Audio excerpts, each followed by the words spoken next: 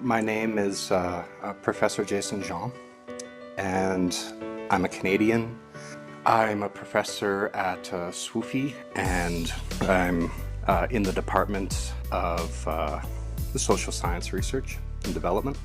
I've been working in SWUFE for 2 years. This is my 3rd year.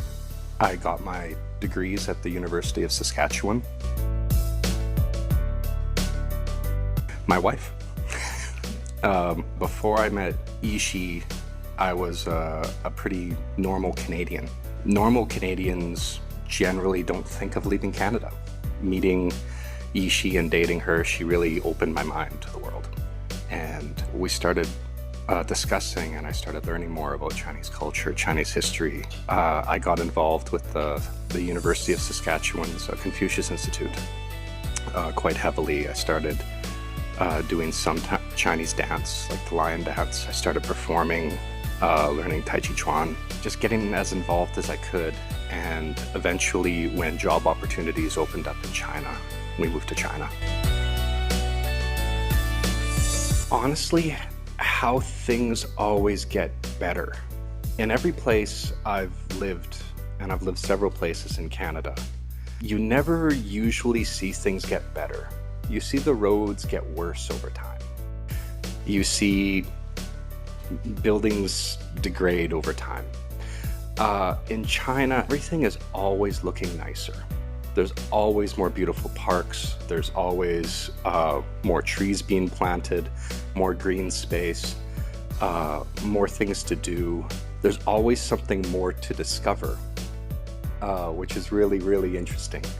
And that's what surprises me, is how Wenjiang is just, it's gotten much, much more beautiful. You want to be outside more and more now. And I absolutely love that. Exciting stories. Well, I came on a trip through the Confucius Institute, and I was with a group, and we went to many areas in Beijing. We went to a lot of areas in Xi'an. And one of my most memorable moments was we went to Leshan, and it's this big mountain, and I didn't know what to expect. And I had so much fun discovering things because nobody really prepared us what's there. It's just a mountain. I thought I was just climbing a mountain. We climbed and climbed, and we found where Jiu-jietsu was imprisoned in the Xi'an incident. Climbed farther, halfway, there was a beautiful Buddhist temple. And then almost all of our entire tour group quit there. They were exhausted. We were tired too, but me and this kinesiology professor, we decided to go to the peak.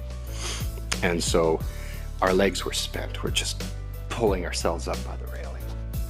And I finally get to the top, and I'm reading what this is that I'm looking at. And it's where the Western Zhou dynasty ended.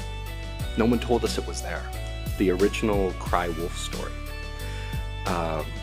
where the Zhou king kept lighting the signal beacon tower over and over again when there was no invasion.